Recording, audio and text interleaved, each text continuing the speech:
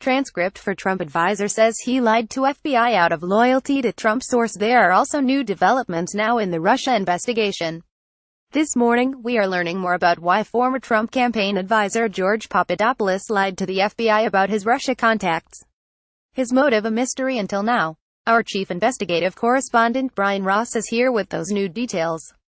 Good morning. Reporter: the conviction of George Papadopoulos for lying to the FBI was the first major break in the Russia investigation, and this morning, we're learning it was an apparent case of blind loyalty to protect Donald Trump.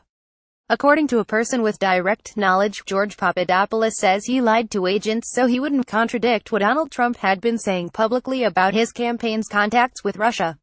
It's all fake news. It's phony stuff. It didn't happen. Reporter: and this directly to ABC's Cecilia Vega. Did you or anyone in your campaign have any contact with Russia leading up to or during the campaign? No, not at all. Nothing at all. Reporter: 2 weeks later, George Papadopoulos tried to stick to the official line, saying his contacts with Russia occurred before he joined the Trump campaign, when, in fact, they occurred after Trump announced Papadopoulos as part of his team. And the person with knowledge of the investigation says Papadopoulos is upset the man he tried to protect is now trying to distance himself, as with this presidential tweet. Few people knew the young, low-level volunteer named George, who has already proven to be a liar.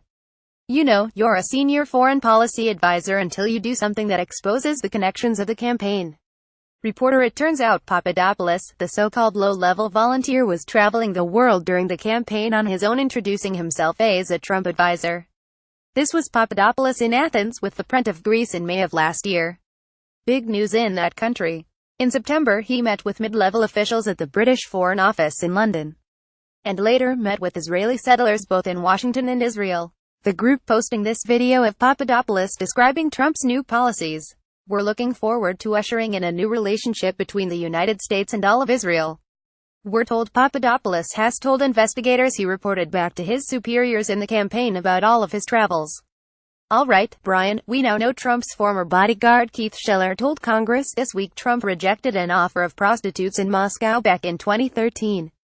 That's right, Amy. The longtime bodyguard and confidant knocked down allegations in that dossier prepared for the Clinton campaign that Trump spent time with prostitutes, saying he thought the offer of some women was a joke and he rejected it and did not even mention it to Trump until hours later.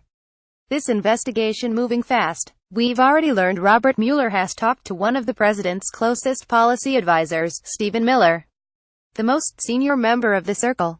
He played an important role in crafting a defense for Trump's decision to fire FBI Director James Comey. A lot of time with the president that fateful weekend. This transcript has been automatically generated and may not be 100% accurate.